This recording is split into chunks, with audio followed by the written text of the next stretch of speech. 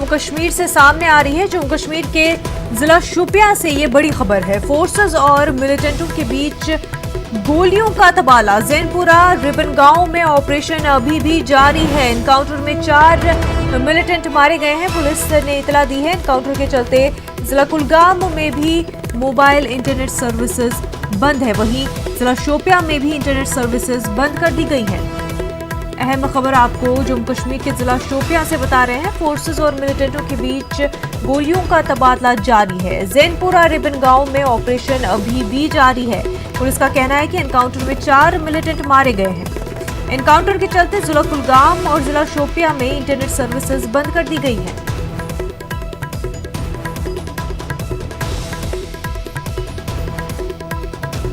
बता दें कि जिला कुलगाम में एनकाउंटर के चलते मोबाइल इंटरनेट सर्विसेज बंद कर दी गई है। वहीं जिला शोपियां में इंटरनेट सर्विस बंद कर दी गई है।